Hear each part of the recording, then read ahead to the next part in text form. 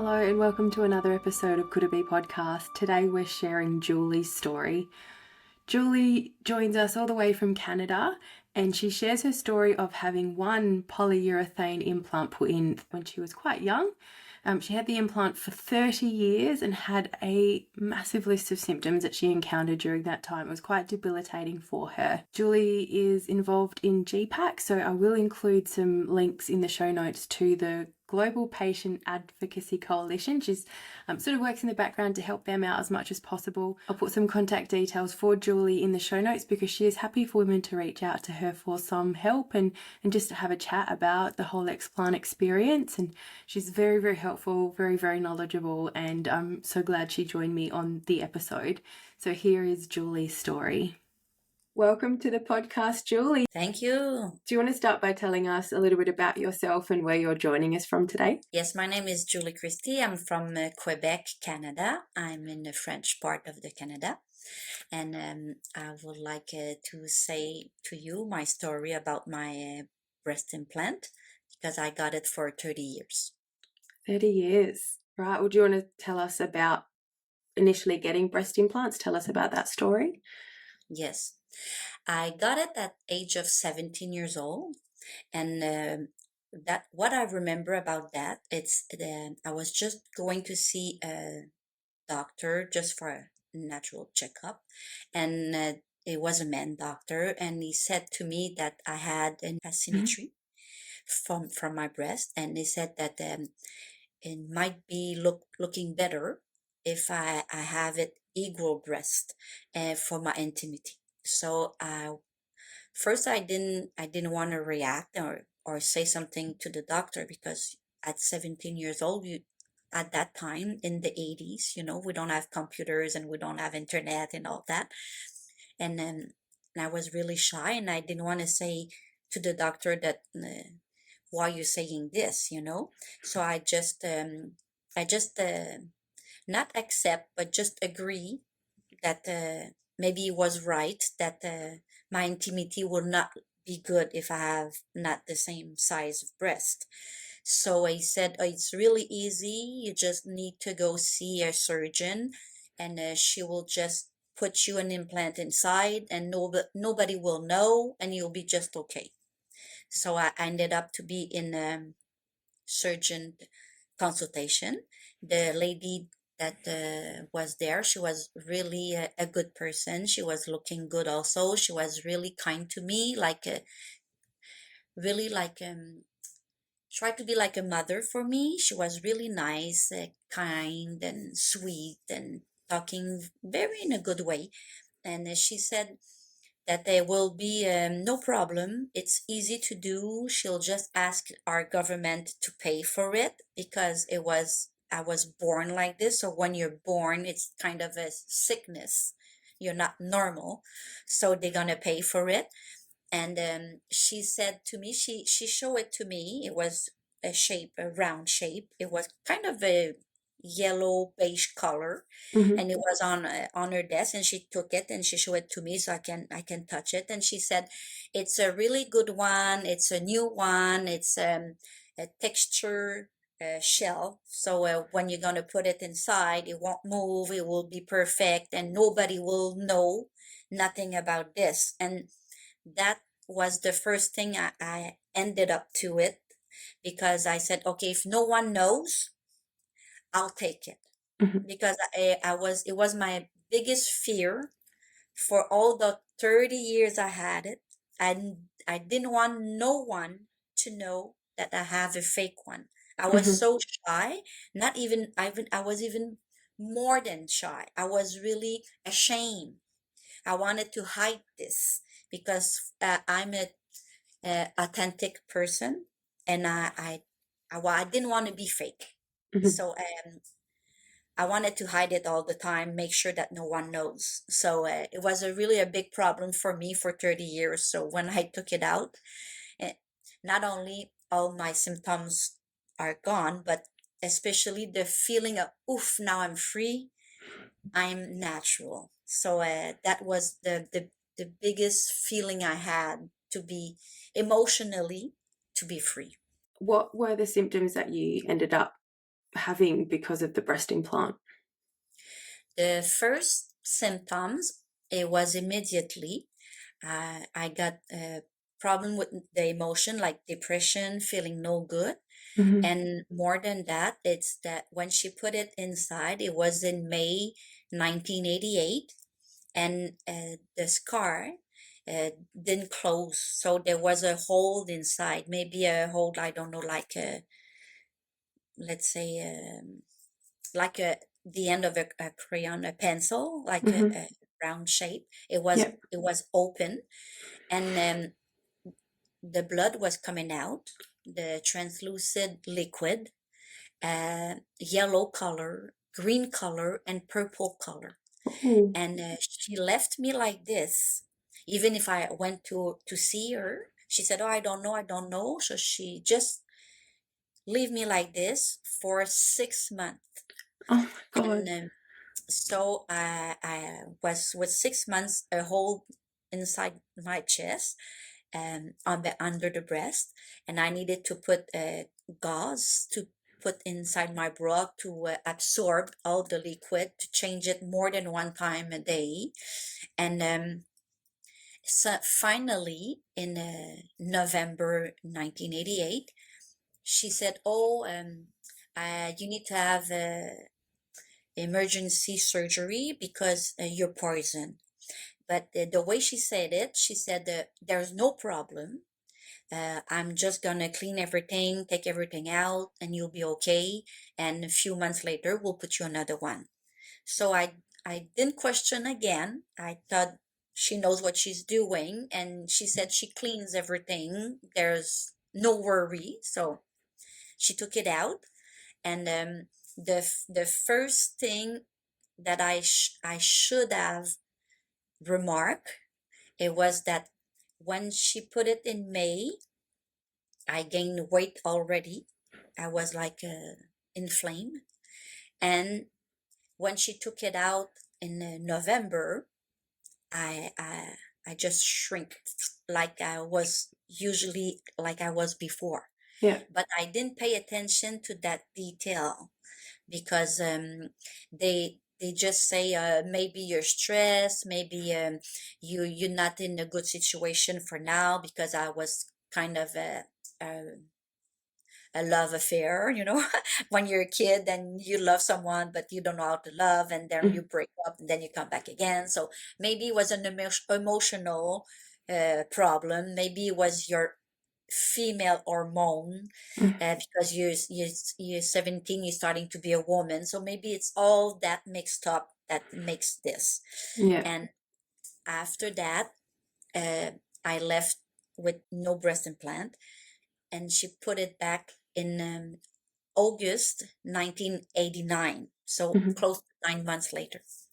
And since that day, I started to have also the depression symptoms, and then I started to have a long, long list. I think I have over 69 symptoms.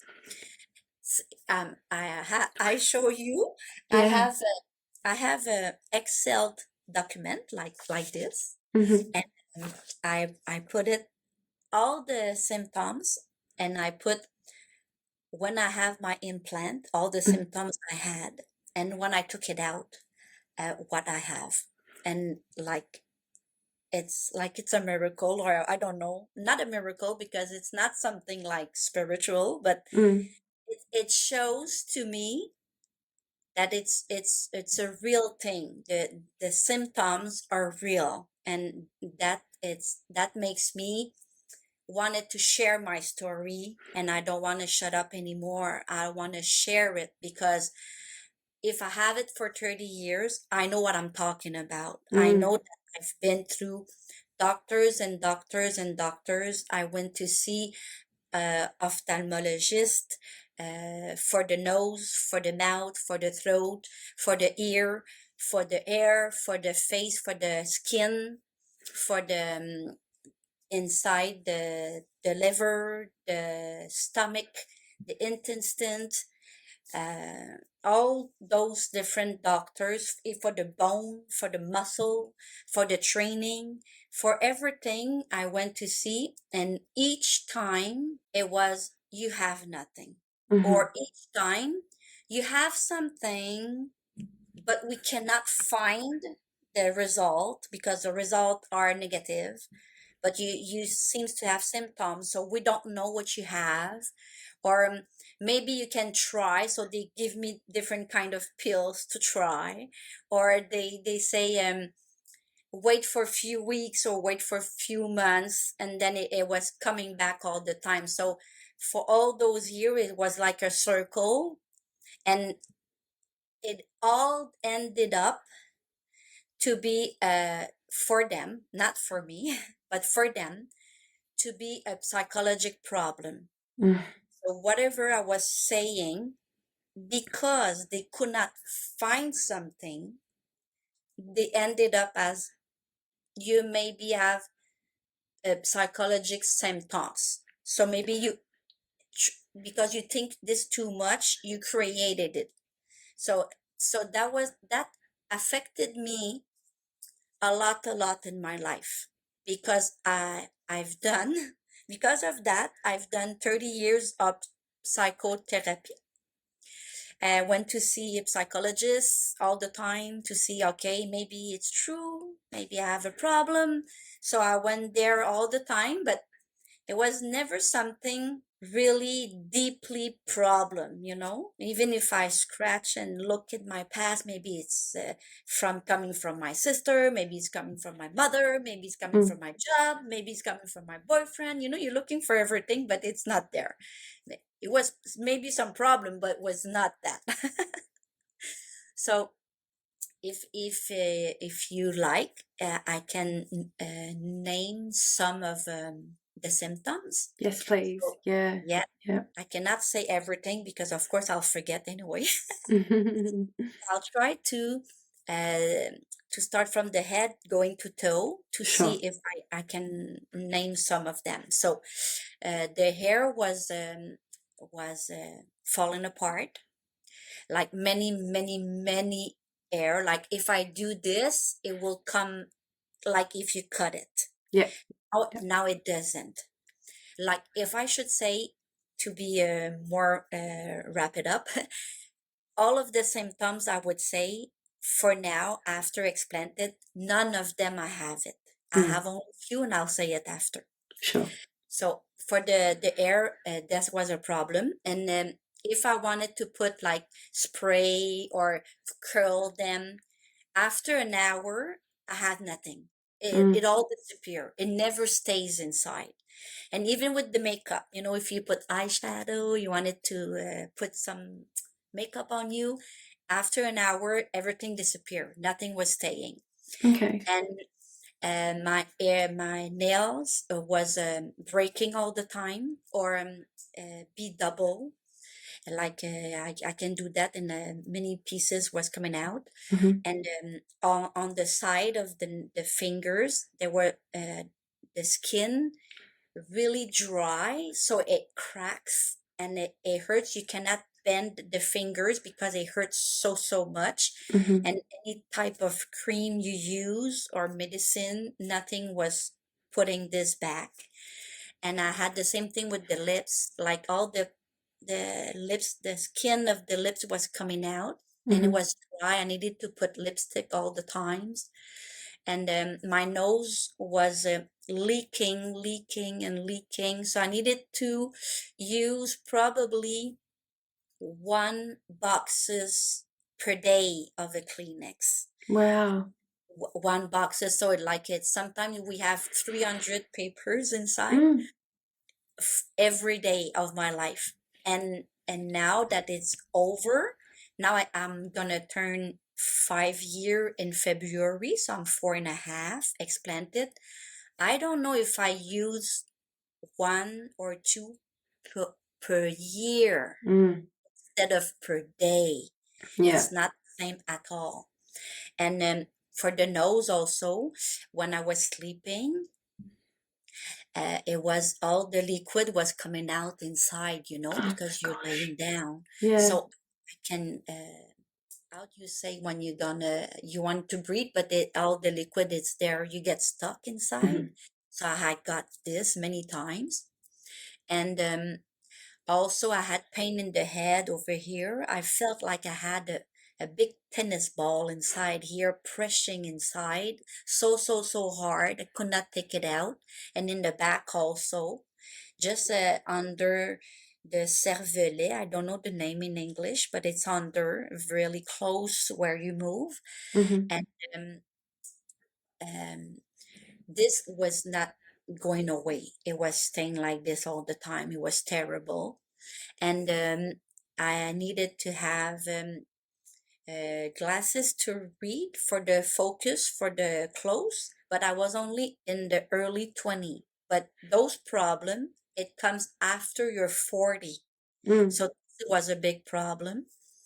And I after years, I started to have hearing problems with the sounds inside, the hearing noise, and then I started to lose my capacity of hearing. So I have hearing aids now. But when I got explanted in that ear, the right side, I still have it, but it improved. So the voices inside it's lower, and on the other side, I don't need it anymore. Only if I need to be more focused, or there's sounds around, or like now you're in the computer, so the sounds to hear you can be a little bit too low. But Mhm. besides that, I don't need it anymore. So this is a big improve with the implant or without the implant. And then with the teeth, when I got the implant inside, in few weeks after that, I think I got 9 repairs in my mouth. But I never have problem with my teeth. And Mm. suddenly I got like everything was with I don't know the name in English, but you need to fix it. So it happened only like one time, like it was like one shot, bang, 9 in the same time, and after that it was okay. Mhm. But still, it was like for me it was so weird. How come I have 9 in the same time? In like, Yeah. yeah, it was so weird that part of my life was so weird. And then I got the problem swallow over here when you Mhm. eat and when you drink, and more the time was passing, more I could not do it. So at the end, let's say 4 years before, um, I didn't want to go eat with people at the restaurant, or go to friends' house, or invite friends at my house, or even cook for my own kids, because I could not eat properly. And when Mhm. I was drinking water, because I could not swallow, the water was coming out from the side of my mouth because I Wow. uh, put it inside, Yeah. and I was really ashamed. And I didn't know what is happening, because each time I was going to see the doctor, they all the time tell me I have nothing. Mm.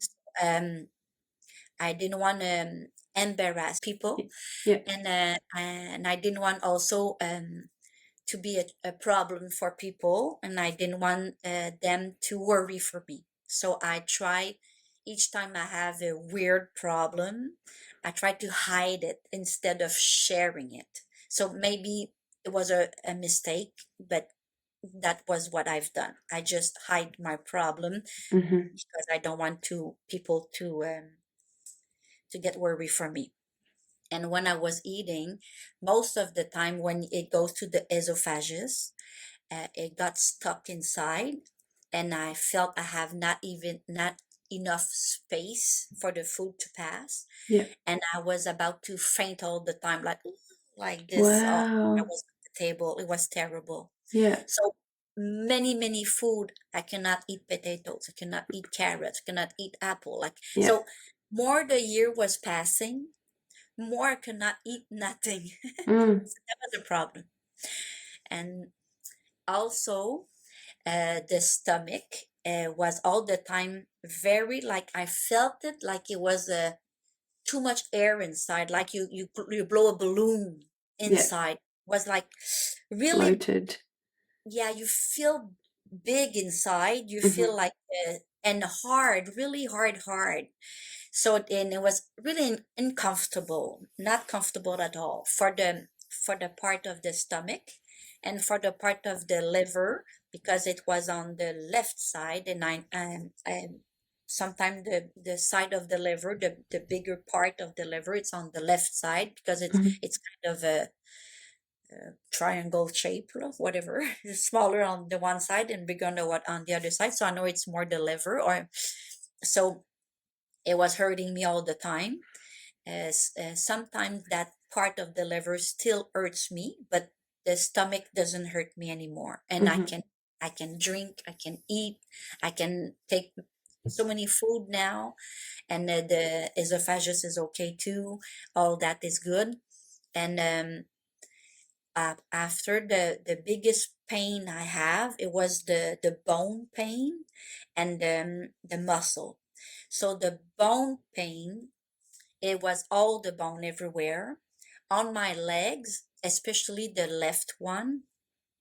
I felt like between the ankle and the knee, the bone there, I felt they're gonna break if I making a how do you say, when you push, you make a pressure. Mhm. I felt if I do a pressure, it's gonna crack, it's gonna Yeah. break. So I could not walk like I wanted to walk, and I could not push something with my legs because I really felt it's gonna break. Mhm. The bone in the back of the head, it was on my in the spine. I Mhm. have 15 or 17 little spine there, the little round thing Yeah. that was not at the good place. So 15, 17, I think it's a lot. And Mhm. the one in the neck was stuck. And I had the head a little bit like this and like this. And I could not turn anymore. It was like fixed. So that was a problem. Yeah. And the pain was so much everywhere in the back.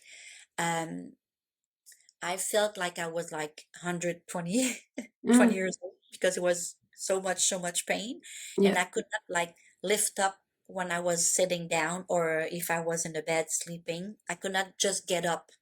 I needed to try to sit first, and then try to put my chest up, and then try to push myself up, and then try to get up, and then try to walk. But I was walking like, let's say this is my back, I was walking like this, and then Mm.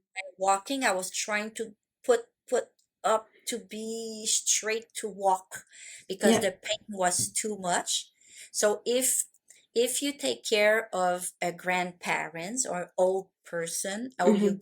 you go see them somewhere where they live, you'll see that they cannot walk and they have that kind of problem. But I had this in the 30s. Mm. So it was really a huge problem for me. I had pain everywhere. I didn't want no one to touch me. Even doing this on the skin, it was already too much. And all the joint over here, I don't know the name of this in Like a English. wrist. Yeah. Okay, I have this. It was problem. The fingers, the nickel. No, yeah, the nickel. How do you say the one? Ankle. Ankle. Ankle. Sorry, the It's alright. ankle. The Yeah. ankle, the knees, and also the muscle. I don't know how to describe it, but the muscle on the legs, the quad, was hurting me, and I needed like to do this on it, to try to make it active, or to, like, when you sit on your legs too much, and when you Yeah. get up you say, oh, I have Pins and ants. needles. Yeah. Yeah. So I had those kind of feelings in my body. I Mm. have it in the back, I have it in the hands, I have it in the arms, I have it in the feet, I have Yeah. it everywhere. And sometimes when I wanted to walk, um I could not put my feet on the floor because the pain was coming like really suddenly, like a huge pain, like, ow, I have pain Mm. there. But I Mm-hmm. didn't know why, but it happened like often. And the same thing for the intestine. Sometime I had the pain on the right side. The pain was so bad.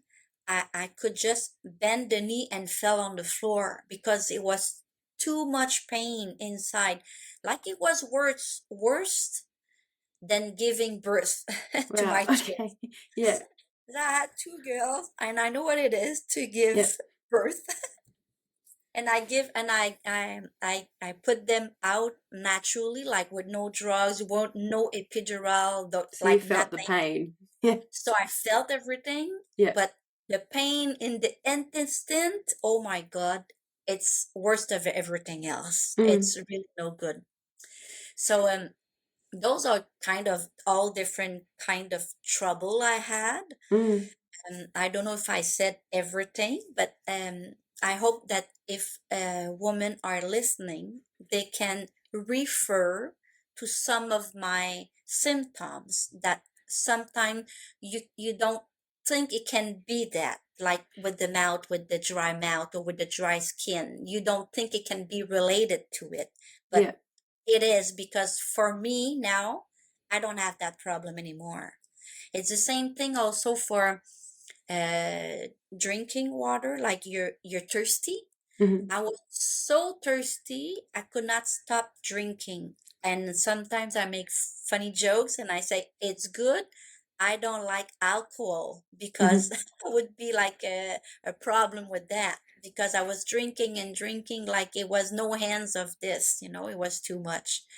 And the same thing for the how do you say, the inside the stomach, the pain with the thing that's coming out, like Mm-hmm. Like the reflux. acidity. Yeah. The acidity, yeah, it was coming up.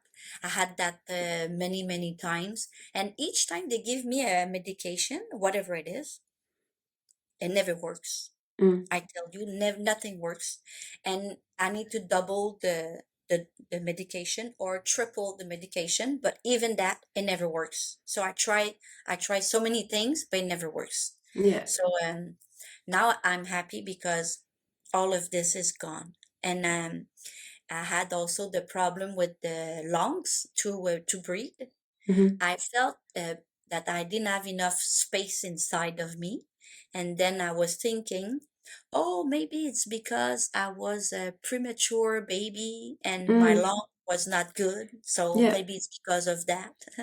But it was not that because now I can breathe.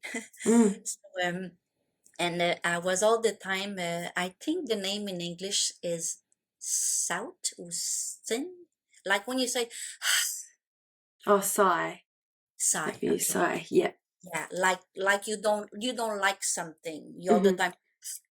Yeah. So I was doing this so many times.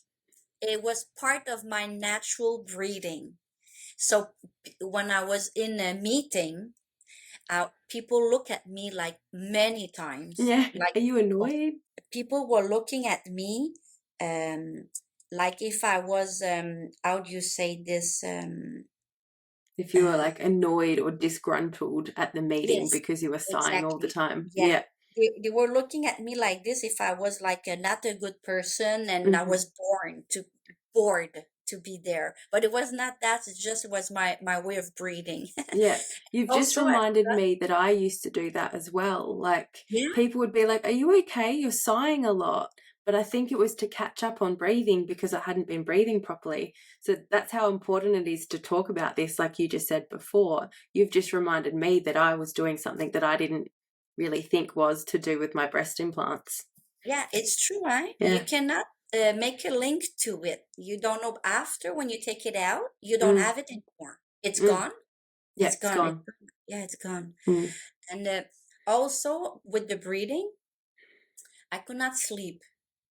And I keep saying to the doctors I cannot sleep because I was waking up in the middle of the night. And the doctor took 20 years to finally say, oh, maybe you have trouble of sleeping with apnea. So they Mm-hmm. give me the CPAP machine, the Yeah. machine you put on your nose to breathe. Yeah. I got this after 20 years of telling them I cannot sleep. And when I got it, I said to them, I can feel a little bit better for my breathing because I don't have pain in the back when I sleep, but it doesn't help me with my brain. So they say it's not possible. First, they don't believe me. And they just leave me like this and they do nothing. So after I got explanted, I got the test again, and the test is negative, and I just throw away that machine. I Mm. don't have apnea anymore, and so I'm so happy for this because it Yeah. was not a good thing to sleep with this. No, it's not good. Like I know of people who have the machine and whose partners have the machine, and Yeah, it's noisy for anyone else as well. But it would be uncomfortable to get used to. Like I move around a lot in my sleep. You'd be restricted. Like you wouldn't be able to yeah, do because that. you need to move it all the time like Yeah. this. Oh my Yeah, so goodness. it's not good at all. It was not a good part of my life to sleep with it, but now Mm, it's gone. So now I have my hair, I have my skin, I don't have problem, nothing over here to the digestive system. Everything is okay. I just have the liver a little bit that bothers me, mm-hmm. and I have sometimes a little bit of a problem with the concentration. But for that, I'm not sure because I had also traumatized on the head, like when you get a hit and Mm, you have trauma on your head yeah. for the brain. So that I had it many times, but when I tried to do the best to be objective, I think that because I was so many years in flame swallow in flame everywhere, I think it had affected that. Mm-hmm. So I think that even if I have the trauma, I think under that it was because I was too much inflamed everywhere. Because especially because I know because the nose was all the time full of a sinus. The sinus was all blocked everywhere, Yeah. and I can feel it inside in the head over here and the head in the back.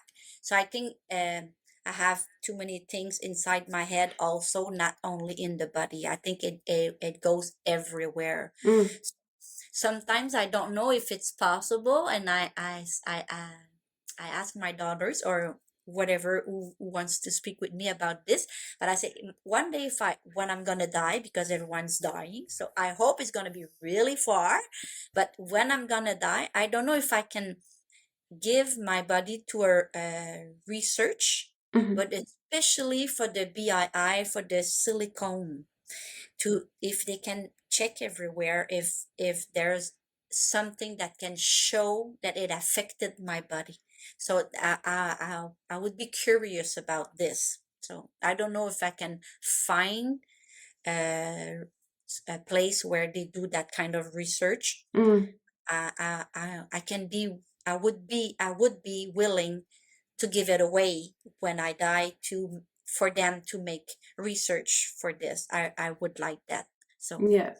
so if Yeah. anyone hears about this, let me know. Yeah, reach out. I haven't heard anything yet, but given the fact that more people are talking about BII now, it might be something that they do in the future. Yeah, Because probably. yeah, because like Because especially for the silicone, because the one I have was a textured, it was a gel, was silicone gel, and mhm, it was a polyurethane. In this industrial polyurethane. So I don't know if I pronounced correctly, but it was that. yeah, And the shape over it, the shell, was the texture one, and all this disappeared in my body. So it was only the under the shell that the implant was there, but all the top of it, the texture one, it disappeared. So it's inside of me somewhere, all in ah, pieces everywhere. So Yeah. that this is a it's a danger, and a woman should know that, because we still have on the market at different places around the world textured one. Mm-hmm. They still exist.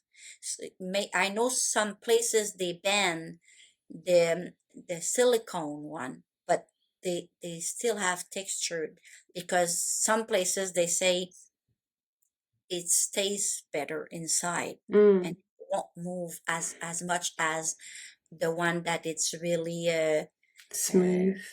yeah, smooth. Yeah, Yeah. so it's not the same.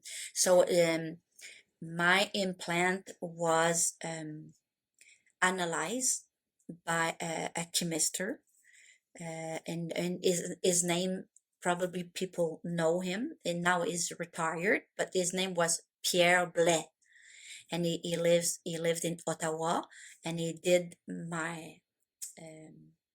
my analyze, and he reported 55 pages of problem. So Whoa. that's a lot, and it's not Yeah. like on a Word document at the, let's say, Arial number 12, number 14, like big written. It's really small written, Yeah. like in a report, really small. And he said to me, because I spoke with him on the phone many times, and he said to me, he doesn't know why I'm alive.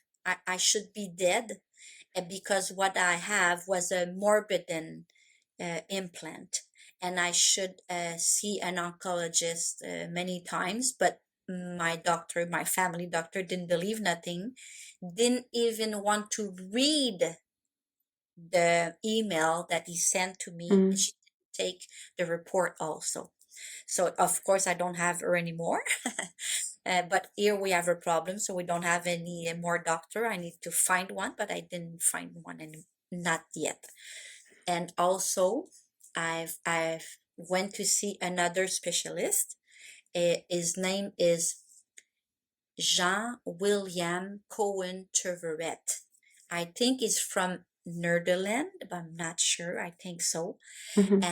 And he was, he still is in Alberta in Canada, and is the director of the Department of Research for the university, and is also the chief of the rheumatologist department. Yeah. And he's the only one in Canada who's doing research on the breast implant, and also he's the one who diagnosed the Asia sickness, like the autoimmune with autoimmune inflamed by adjuvant. I think it's that the name. I'm not Mm-hmm. sure, but I can write it to you so you can put it down, because Yeah. I'm sure I pronounce it correctly. And so he diagnosed me this, and that was a good consultation. It was like 3 hours and a half consultation. It was Wow. so long, and he did many blood tests and X-ray for lungs, and it was the first time I was talking to a doctor and feel inside. Um, let's say, I don't know the name in English, but relief. I feel relief, Yeah. because he understood all the symptoms, and I didn't have to say it. He was saying the symptoms before me, and he was saying, did you have this? He knew all the list of the symptoms, that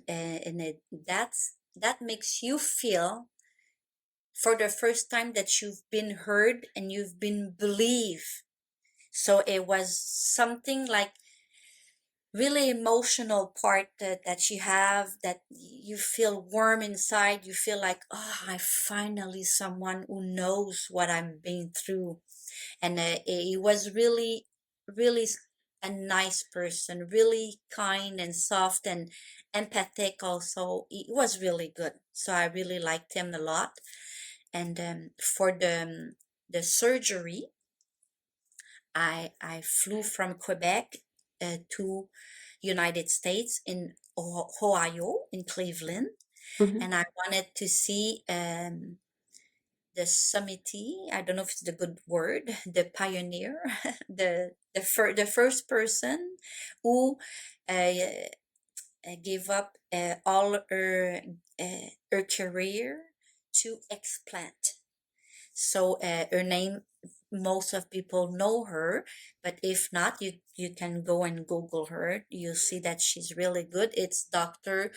Lu Jean Feng, and now I can write it the words to you. But Dr. Sure. Feng, she's a woman, and her also in her consultation, it was at least 2 hours. Also, she is really nice, and she did an amazing job, and and it was good. I saw her.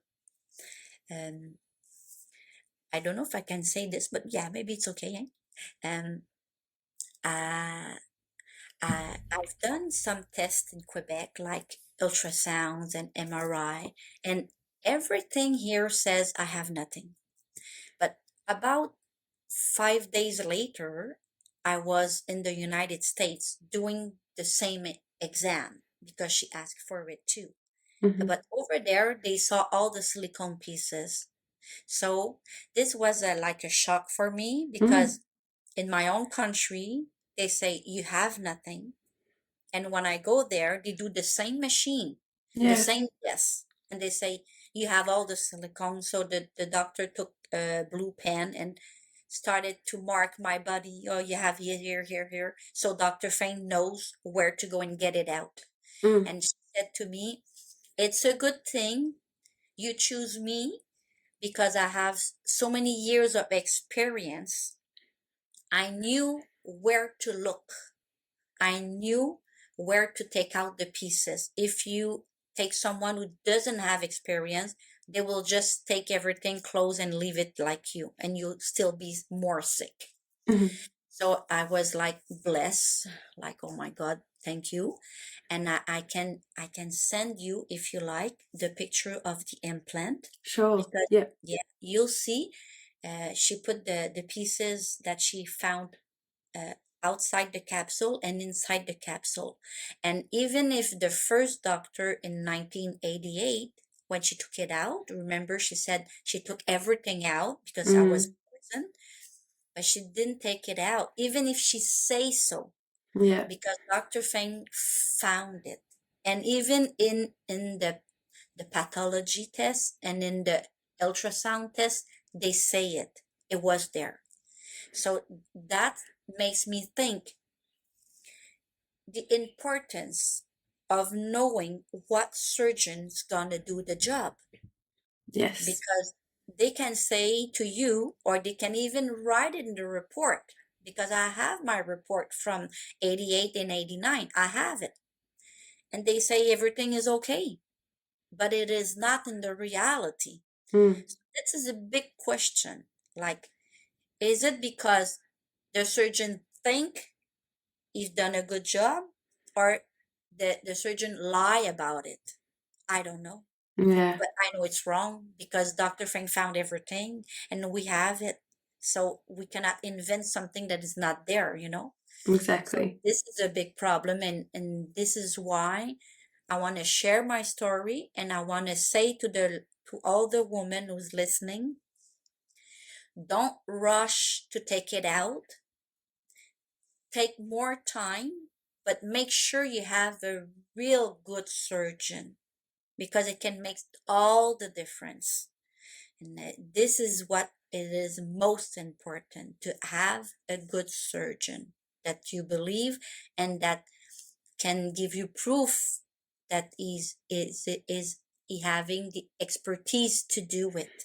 And it needs to be an en-bloc, and if the en-bloc is not possible, it needs to be the capsulectomy, the total capsulectomy, and that it's an important things to do. And you can listen to uh, Dr. Chung. You can have also the reference on that. He's making a lot of videos on this that he explains and podcasts also. And also Dr. I think his name is Shaker. I'm not sure if I Oh yeah. pronounce. correctly? Yeah. Shakur, yeah, I think I've seen the name. Yeah. So it's the same thing. So those kind of doctors, they explain it in a professional way. And if you listen to them, then when you go see a surgeon, you'll know what to look and you know what to expect. Mm, And this is important. Yeah. yeah. How did you find out about breast implant illness? I found out about the breast implant illness.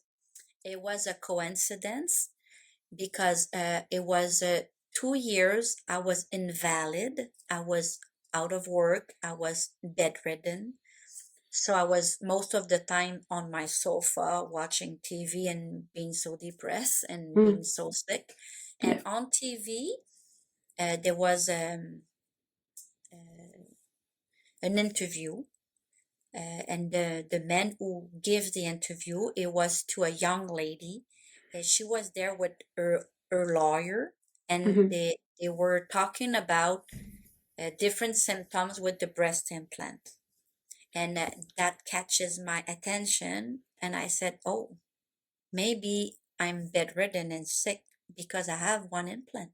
Mm, So I just listened to his interview, and for me, it was like a skylight, like bang, my life suddenly was all clear. I knew it was this.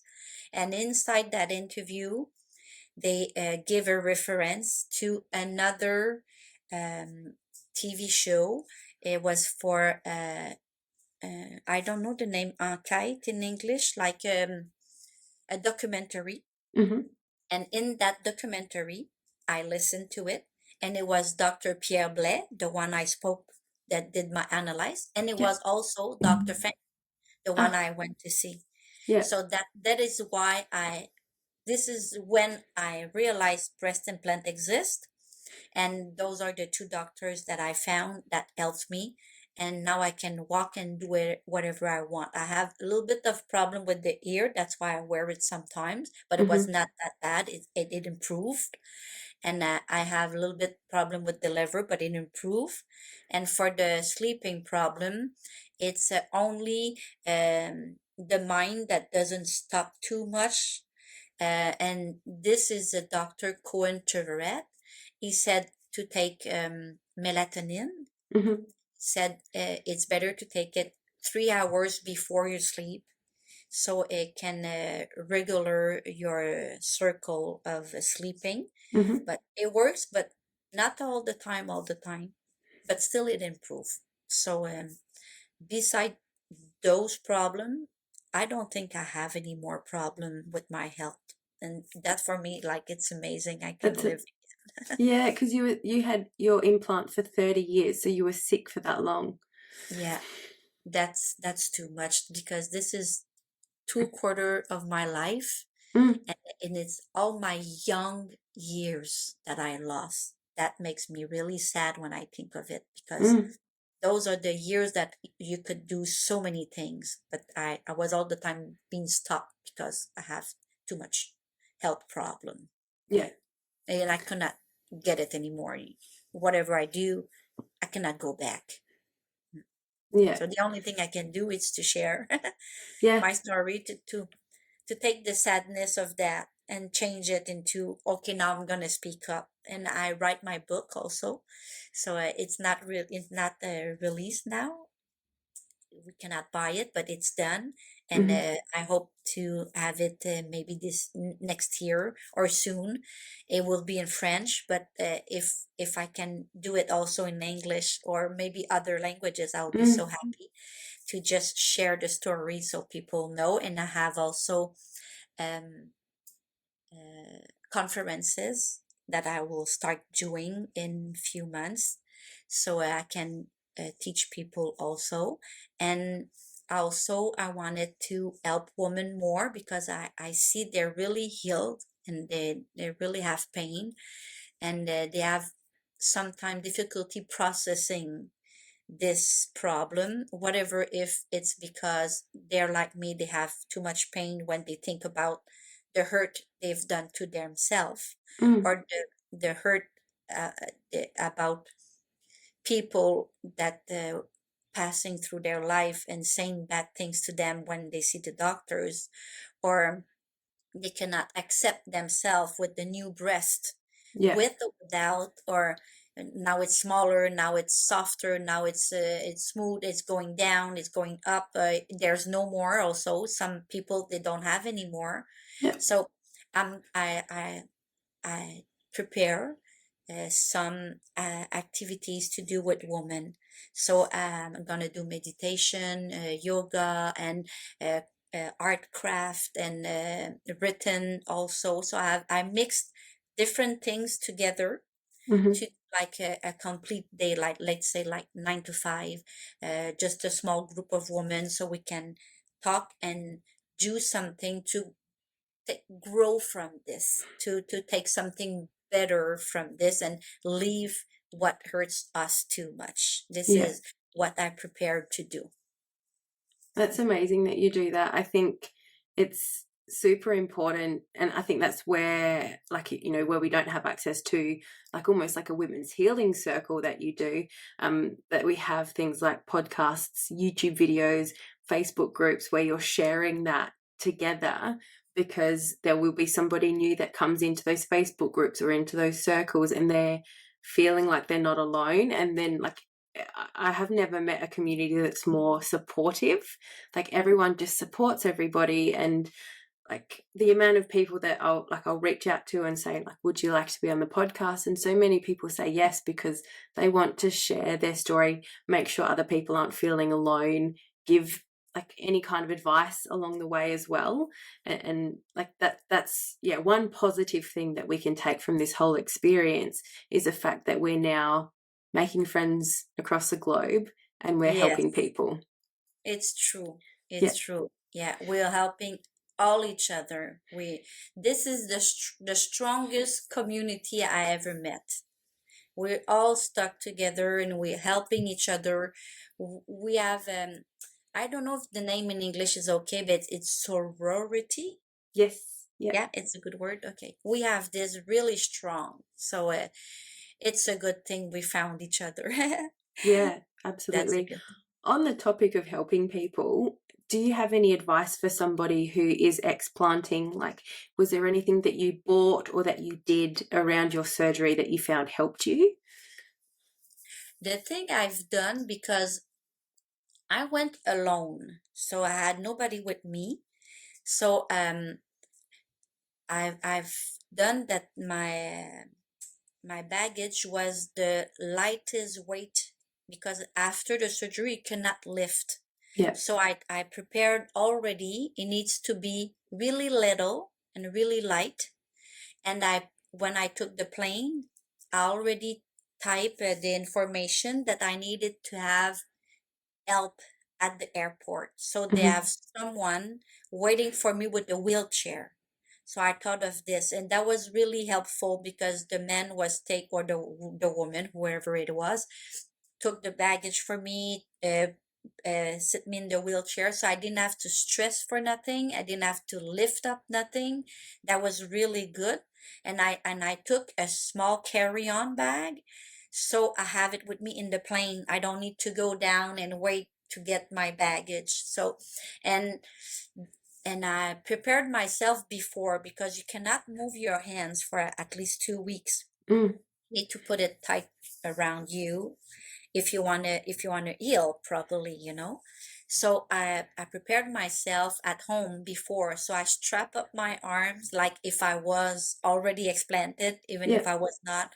Try to do my things only with my left arm, because for me I had only one implant, so it was my right side. Hmm. Try to use my other hand. Try to go to the toilet, to brush my teeth, to do everything, to just kind of knowing what kind of feeling it will be for 2 weeks. So I just prepare a little bit myself. This is what I've done, and I felt it was a good idea for me to try this. Yeah. And I bought already the bra that with the zipper in front, Hmm. so it helps. And I tried to have also all my t-shirts with zippers in front, with shirt with zippers, and I needed also, how do you say this, like give love to yourself and give time to yourself. Don't rush to do whatever you wanted to do. Mm-hmm. Take time to heal. Yeah. This is the most important thing. Take time to heal. Don't rush and love yourself. So don't don't bother about your hair if you look good. Don't bother if your nails are done. Don't bother if you have your beautiful pants and your beautiful shoes. Don't care about this. Even if it takes 2 or 3 months, don't care about this. Because if you think about it, you say, what is it? 2 months of my life not looking that good for maybe 40 years coming up in the front, you know? So take that time to heal properly. Prepare some snack before in the freezer. Try Yes. to have people around you to help you. If you don't help yourself, do it by your own. Prepare before and just do less. Mm-hmm. Then you'll heal better. Because after the surgery, I don't know if it was for you, but for many women after the surgery, you feel like you are a brand new person. You feel energy, you want to move, you feel so good, no pain, no swallow everywhere. You feeling so good. You want to move, but you need to wait. You need Slow to, down. yep. You It's need so to wait. important. Yeah, Yes. it's really important. This is what I think is most important. Mm-hmm. It's Slow very down. true. Like, I felt like I could do more than I was allowed to, but I still listened to what the doctor said to me. And I even waited. Like, she sort of said to me I could start like going back to the gym after 8 weeks, but I was still very careful for the first few weeks because I didn't want to go backwards in my healing. It's, yeah, very important that you do pace yourself Yeah. in those few months, because it's not just you're having major surgery to have the implants removed, but also anesthetic itself is very harsh on the body too, so you need to give yourself time to heal from both. Yes, it is. It's true. It's better to have more, like you said, if it's 8 weeks, you can put 4 more weeks Yeah. to make sure you go slowly, to make sure that everything is fixed inside, and eat properly with fruits and vegetable for at least a year. Please don't eat junk food. Take time. Eat something that it's not with too much fat or too much salt or too much in a can or too much in the boxes, like Mm. transformed food. You try to avoid this for at least a year, so you'll heal better and you feel better. Because if you put that inside, it's like you stop your healing, but You slow it down. Yeah. you slow it down. Yeah. That was the word I was looking for. You slow it down. Yeah. Yeah. What was the recovery from explant surgery like for you? The explant surgery, it was feeling much better than the implant when you put it in. Mm-hmm. The explant, for me, was not hurting. Like when I put it inside, I felt the pain, could not move no more. Yeah. But when she took it out, I had no pain. I felt really, really good. I didn't have that pain. And I didn't take also medication, because you can have medication to control the pain Mm-hmm. after surgery. But to me, I just took the Tylenol, regular medication on the shelf. And I Mm-hmm. think I took it just because she said you can take it. But I think it was only for 1 day or two. I didn't take it. It was okay. I don't know if it's because Dr. Fang uh, do as I don't know the name of it, but it's a specific anesthesia. Mm-hmm. So you get less symptoms when you get up. So you don't Okay. cough, you don't feel swallow everything. The anesthesia drugs that she gives you, it's really good. Mm-hmm. It's less symptomatic. And also, when you're on the table, I remember that clearly. that under my legs, I felt like something moving. You know, when you go in a big chair and you have massage on the big Mm-hmm. chair, I felt like this under my leg. And I was asking, what is it? Why it's moving? And the nurse said to me, we're moving your circulation Oh, yes. even with the surgery, so you get less problem when you're gonna wake up. So Mm-hmm. you're not gonna feel all how do you say the name in English when you feel Like like lethargic or something too much heavy inside. I uh don't know. yeah, oh, like if you feel lethargic and tired. We, yeah, yeah, that's it. This is the word. I understand it. Yeah. Yeah. So you don't feel that because of that. And also, she's doing a type of surgery that's called nerve block. I don't know if you heard about that, but Mm-hmm. nerve block, it's just that inside when she opens you, she knows where to pinch the nerve, so when she stopped the circulation of the nerve, so when you wake up, you don't feel it because she stopped it. So Okay. when you pinch it, and I just say pinch. I don't know if she pinch or Yeah. whatever, but I know she's doing something there that it's a it stops the feeling of the pain. So maybe it's the reason why I felt better taking it out than take some that put in one inside. Mm-hmm.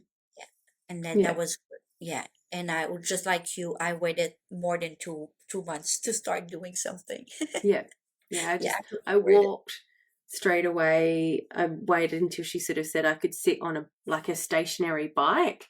And like sort of started that a week afterwards. But then yeah, anything else after that I did wait because I feel better when my body gets to move a little bit, but too much and then like if so I only started walking around the block that I live on, so it's like 10 minutes. And then I sort of slowly built that up because I'd get tired otherwise, and that's when you start putting your It's true. recovery back. Have there been any other lifestyle changes that you have made since you explanted 4.5 years ago?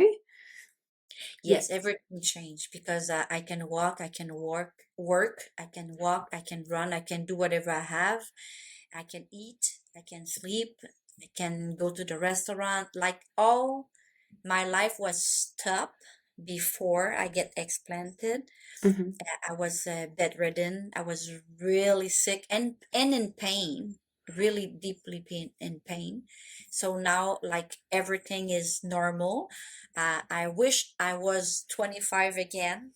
That that cannot change. So Hmm. I cannot go back for that. But I know I'm in good shape still for my age.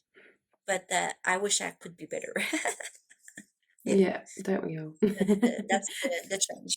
Yeah, yeah. If you could go back and talk to your younger self before you had your breast implant in, what would you say?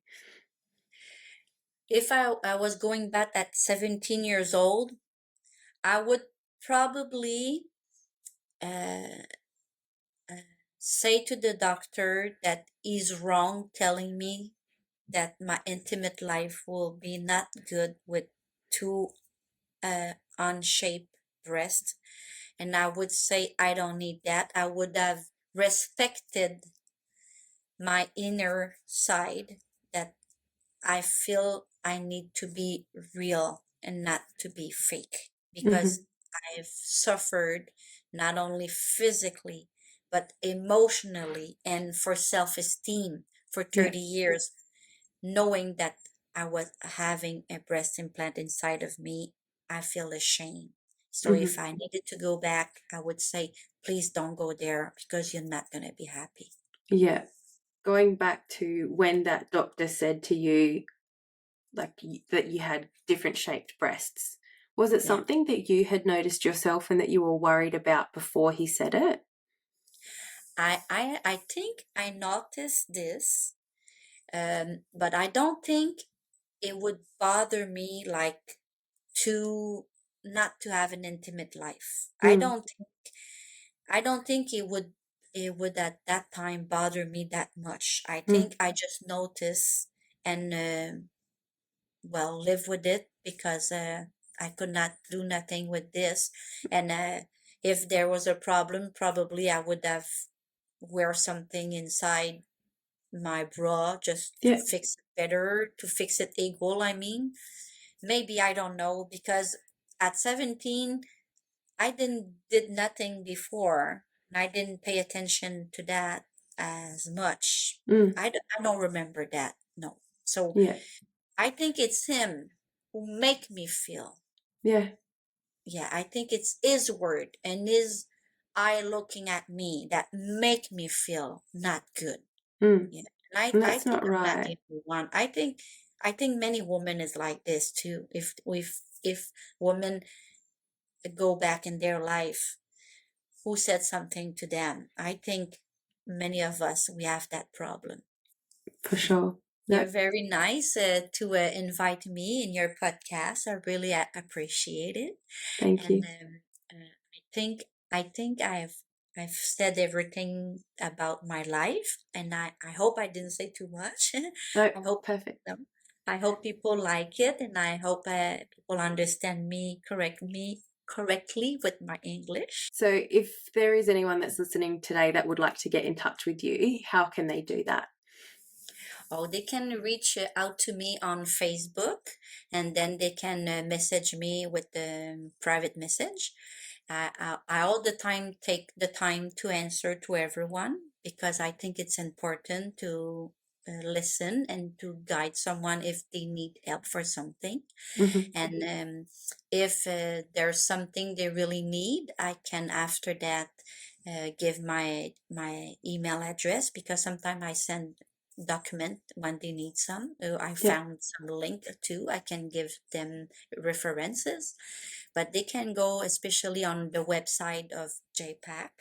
It's the website that I'm with other women that we all together to give the consent information so a woman can do the clear choices for a surgery, Mm. especially for the breast implant or for the mesh also, because this is another subject. Yeah. And they can go on that, or they can go on the Facebook JPAC, or they can go on my Facebook, and we can get in touch over there. Perfect. Thank you. I'll put all of those details in the show notes as well. So if anyone wants to find them, there'll be the links in there. Yes. Cool. Well, thank you so much, Julie, for joining me. I've really enjoyed having you on the podcast, and thank you for sharing your story. Okay, thank you very much to invite me. Bye No bye. worries.